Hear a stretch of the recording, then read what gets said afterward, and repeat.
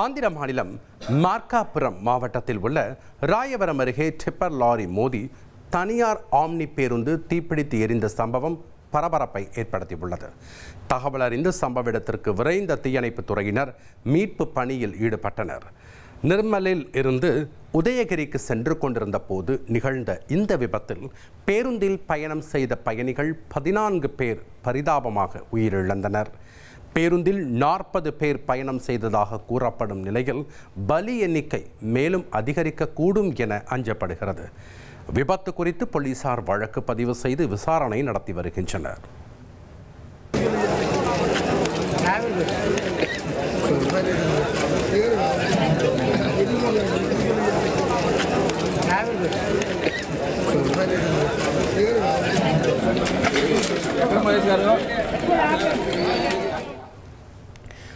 வங்கதேசத்தில் ஆற்றுல பேருந்து கவிழ்ந்த விபத்தில் 24 பேர் உயிரிழந்த சம்பவம் சோகத்தை ஏற்படுத்தியிருக்கு. ஓட்டுநரின் கட்டுப்பாட்டை இழந்த பயணிகள் பேருந்து ஆற்றுக்குள் கவிழ்ந்த கோர விபத்தின் பரபரப்பு காட்சிதான் இது.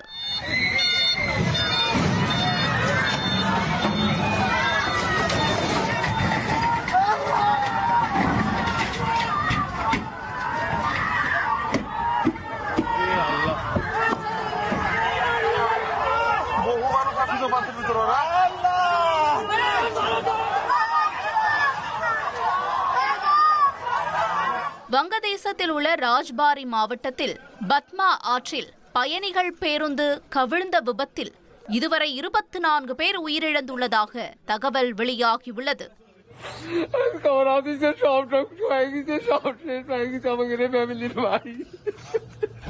பேருந்தில் 40க்கும் மேற்பட்டோர் பயணம் செய்ததாக கூறப்படும் நிலையில் பலர் உயிரிழந்ததாகவும் சிலர் காணாமல் போயுள்ளதாகவும் தகவல்கள் வெளியாகியுள்ளன.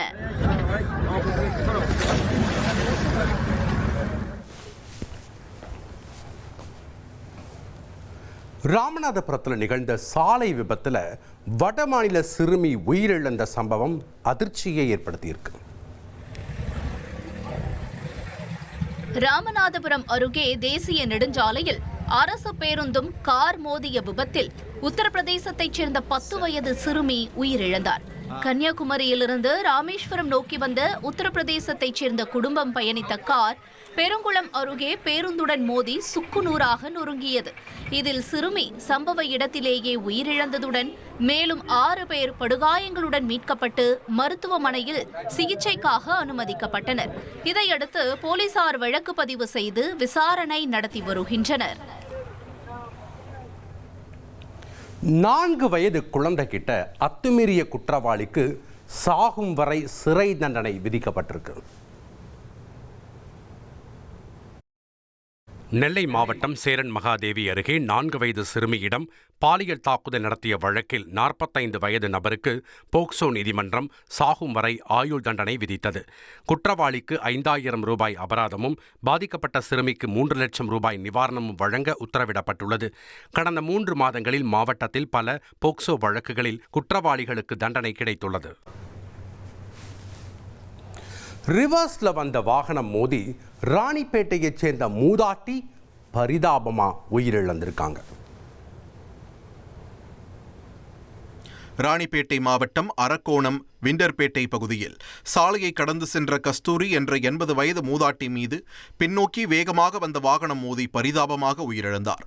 இந்த சம்பவத்தின் சிசிடிவி காட்சிகள் வெளியாகி அதிர்ச்சியை ஏற்படுத்தியுள்ளன.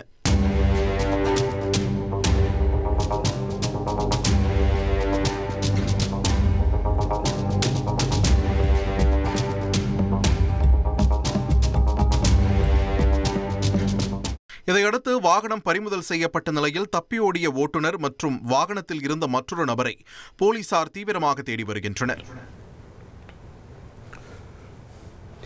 அரசு பள்ளி மாணவர்கள் தேனீக்கள் கொட்டி மருத்துவமனையில் அனுமதிக்கப்பட்ட சம்பவம் அதிர்ச்சியை ஏற்படுத்தியிருக்கு.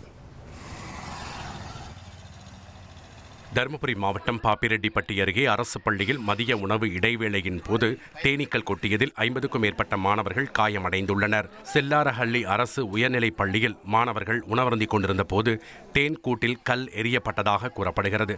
இதனால் கலைந்து வந்த தேனீக்கள் மாணவர்களை விரட்டி தாக்கின. மாணவர்களின் அலறல் சத்தம் கேட்டு ஓடி வந்த ஆசிரியர்களும் பொதுமக்களும் அவர்களை மீட்டு கடத்தூர் அரசு மருத்துவமனைக்கு அனுப்பி வைத்தனர். பள்ளி வளாகத்தில் உள்ள தேன் கூடு மற்றும் எறும்பு புற்றுகளை உடனடியாக அகற்ற வேண்டும் என பெற்றோர்கள் கோரிக்கை விடுத்துள்ளனர். நீண்ட நாட்களா அச்சுறுத்தி வந்த சிறுத்தை கூண்டுல சிக்கினதால விவசாயிகள் நிம்மதி அடைஞ்சிருக்காங்க. ஈரோடு மாவட்டம் கோபிச்செட்டிப்பாளையம் அருகே விவசாயிகளை அச்சுறுத்தி வந்த சிறுத்தை கூண்டில் சிக்கியது. டிஎன் பாளையம் வனசரகம் கடம்பூர் வனப்பிரிவுக்குட்பட்ட விளாங்கோம்பை மற்றும் அதன் சுற்றுவட்டார பகுதிகளில் கடந்த 6 மாதங்களாக சிறுத்தை ஒன்றின் நடமாட்டம் பொதுமக்களிடையே பெரும் பீதியை ஏற்படுத்தி வந்த நிலையில் தற்போது அந்த சிறுத்தை வனத்துறையினர் வைத்த கூண்டில் சிக்கியுள்ளது. இதையடுத்து கால்நடை மருத்துவர் கொண்டு சிறுத்தையின் உடல்நிலையை பரிசோதித்ததில் சிறுத்தையின் பின்பகுதியில் காயம் இருப்பது தெரிய வந்தது. இதையடுத்து சிகிச்சை முடிந்து உடல்நிலை தெரியவுடன் சிறுத்தை வனப்பகுதிக்குள் விடப்படும் என வனத்துறையினர் தெரிவித்துள்ளனர். போதை ஆசாமிகளால கார் மோதி விபத்திற்குள்ளான சிறுமியுடைய உடல் பெற்றோர்கிட்ட ஒப்படைக்கப்பட்டிருக்கு. தென்காசி மாவட்டம் கடையநல்லூர் அருகே பள்ளி வளாகத்தில் கார் மோதி உயிரிழந்த யுகேஜி மாணவி சிவா யாழினியின் உடல் உடற்கூறாய்வு செய்யப்பட்டு பெற்றோரிடம் ஒப்படைக்கப்பட்டது. மதுபோதையில் வாகனம் ஓட்டியதாக கூறப்படும் இருவர் மீது போலீசார் கொலை வழக்கு பதிவு செய்ததை அடுத்து உறவினர்கள் தங்களின் தொடர் போராட்டத்தை கைவிட்டு சிறுமியின் உடலை ஆம்புலன்ஸ் மூலம் சொந்த ஊருக்கு கொண்டு சென்றனர். கேரள மாநிலம் கண்ணூர் மாவட்டம் செருப்புழா அருகே கல்குவாரியிலிருந்து ராட்சத பாறைகள் அசுர வேகத்தில் உருண்டு சாலையில் விழுந்ததால் பரபரப்பு ஏற்பட்டுள்ளது. சுமார் 150 மீட்டர் தூரத்திற்கு உருண்டு வந்த இந்த பாறைகள் மின்கம்பங்கள் மற்றும் மரங்களை சேதப்படுத்தியபடி மக்கள் நடமாட்டம் மிகுந்த சாலையில் விழுந்தன. அப்போது அங்கு பணியில் இருந்த மின்வாரிய ஊழியர்களும் தேர்தல் அதிகாரிகளும் 10 மீட்டர் இடைவெளியில் நூலிழையில் உயிர் தப்பினர். இந்த விபத்தால் ஜோஸ்கெரி பகுதிக்கான போக்குவரத்து மற்றும் மின்சாரம் முற்றிலுமாக துண்டிக்கப்பட்டுள்ளது. உரிய பாதுகாப்பின்றி இயங்கும் கல்குவாரியை மூட வலியுறுத்தி அதிகாரிகள் நேரில் வரும் வரை பாறைகளை அகற்ற விடமாட்டோம் என பொதுமக்கள் போராட்டத்தில் ஈடுபட்டனர். പ്രിയമുള്ളവരെ, ഇത് PWD റോഡാണ്. മുകളിൽ നിന്നും കൂറ്റൻ പാറയാണ് നിലം ഇവിടെ എത്തിച്ചേർത്തിരിക്കുന്നത്. അവർ ഹിറ്റാച്ചി സാധനങ്ങളൊക്കെ ആയിട്ട് വരുന്നുണ്ടെന്ന് തോന്നുന്നു.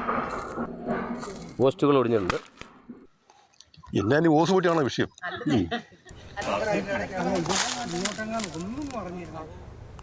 இஸ்ரேல் தாக்குதல்ல ஈரான் கடற்படை தளபதி கொல்லப்பட்டிருக்கிறதா வெளியாகி இருக்கக்கூடிய தகவல் அதிர்ச்சியடைய வச்சிருக்கு. ஈரான் நாட்டின் சக்தி வாய்ந்த கடற்படை தளபதி அலிரேசா தங்ஷிரி ஹார்முஸ் ஜலசந்தி அருகே நடத்தப்பட்ட வான்வழி தாக்குதலில் கொல்லப்பட்டதாக தகவல்கள் வெளியாகியுள்ளன. சர்வதேச எரிசக்தி விநியோக பாதையில் மிக முக்கியமான ஹார்முஸ் ஜலசந்தியை ஈரான் தனது கட்டுப்பாட்டில் வைத்துள்ள நிலையில் இந்த தாக்குதல் நடத்தப்பட்டுள்ளது. ஈரானிய புரட்சிகர காவல் படையின் கடற்படை பிரிவின் தலைவராக இருந்த அட்மிரல் அலிரேசா ஹார்முஸ் ஜலசந்தி பகுதியில் தனது பாதுகாப்பு படையினருடன் சென்று கொண்டிருந்த போது அவர் மீது ட்ரோன் அல்லது ஏவுகணை தாக்குதல் நடத்தப்பட்டிருக்கலாம் என்று தகவல்கள் வெளியாகியுள்ளன. ஆனால் இதுவரை இந்த தாக்குதலுக்கு எந்த ஒரு நாடும் அதிகாரப்பூர்வமாக பொறுப்பேற்காத நிலையில் இதற்கு தகுந்த பதிலடி கொடுக்கப்படும் என்று ஈரான் அரசு ஊடகங்கள் எச்சரிக்கை விடுத்துள்ளன. செங்கல்பட்டு அடுத்த ஆத்தூர் கிராமத்தைச் சேர்ந்த கருப்பட்டி சந்திரன் என்பவர் பேட்டரி கடை உரிமையாளர் அஜித் மற்றும் அவரது நண்பர்களால் கொடூரமாக கொலை செய்யப்பட்டுள்ளார். இருசக்கர வாகனத்திற்கு பேட்டரி வாங்கியதில் ஏற்பட்ட முன்விரோதம் காரணமாக செட்டிப்புண்ணியம் ரயில்வே கேட் அருகே மது அருந்திக் கொண்டிருந்த சந்திரனின் தலையில் கல்லை போட்டு அஜித் உள்ளிட்ட 4 கொன்றது விசாரணையில் தெரிய வந்துள்ளது. இந்த சம்பவம் தொடர்பாக அஜித், ராஜேஷ், அமல்ராஜ் மற்றும் விஜயகுமார் ஆகிய 4 பேரை சிங்கப்பெருமாள் கோயில் போலீசார் கைது செய்து சிறையில் அடைத்தனர். இந்நிலையில் 4 பேரும் சேர்ந்து சந்திரனை தாக்கி கொலை செய்யும் பதைக்க வைக்கும் வீடியோ காட்சிகள் தற்போது சமூக வலைதளங்களில் வெளியாகி பெரும் பரபரப்பை ஏற்படுத்தியுள்ளது. தென்காசி மாவட்டம் சங்கரன்கோவில் அருகே உள்ள வடக்குப்புதூர் கிராமத்தில் அதிவேகமாக வந்த தனியார் பேருந்தை சிறைப்பிடித்து கிராம மக்கள் சாலை மறியலில் ஈடுபட்டனர். சாலையோரம் நின்றிருந்தவர்கள் மீது மோதுவது போல் அசுர வேகத்தில் வந்த அந்த பேருந்தை வழிமறித்த பொதுமக்கள் அரை மணி நேரத்துக்கு மேலாக போராட்டத்தில் ஈடுபட்டதால் போக்குவரத்து பாதிக்கப்பட்டது.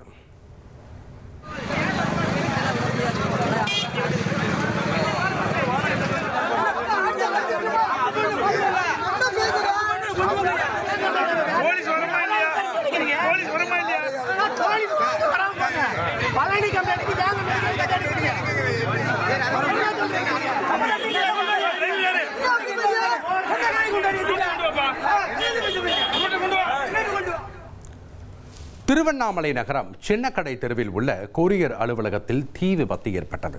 அலுவலகம் திறக்கப்பட்டு ஊழியர்கள் பணியில் இருந்தபோது அங்கிருந்த கணினியில் ஏற்பட்ட மின்கசிவு காரணமாக தீப்பிடித்தது. இந்த விபத்தில் அலுவலகத்தில் இருந்த முக்கிய கோப்புகள் மற்றும் பார்சல்கள் தீயில் எரிந்து சேதமடைந்தன. தீயணைப்புத் துறையினர் தண்ணீரை பீச்சி அடித்து தீயை கட்டுக்குள் கொண்டு வந்தனர்.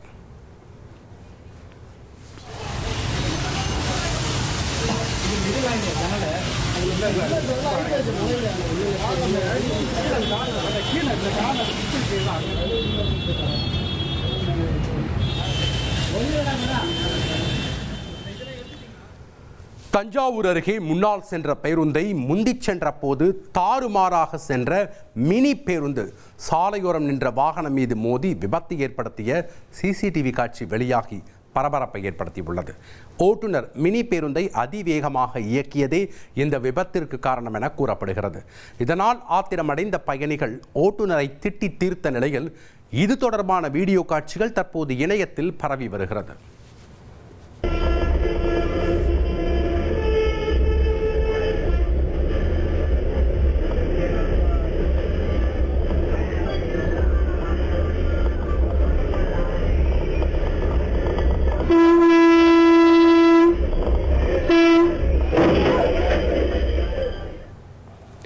மேற்காசிய போரால் எரிவாயு தட்டுப்பாடு நிலவி வரும் நிலையில் டெல்லியில் சிலிண்டர்களை பதுக்கி கள்ளச்சந்தையில் விற்க முயன்ற கும்பலை போலீசார் கைது செய்துள்ளனர்.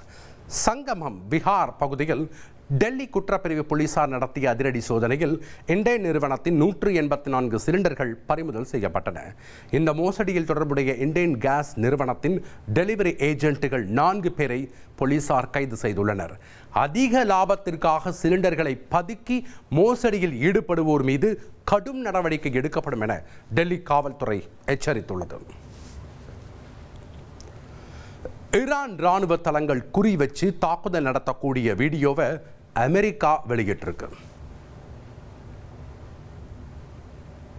ஈரானில் உள்ள ராணுவ நிலைகளை குறிவைத்து அமெரிக்க படைகள் நடத்திய துல்லியமான வான்வழி தாக்குதல்களின் புதிய வீடியோவை அமெரிக்க மத்திய கட்டளை அமைப்பு வெளியிட்டுள்ளது.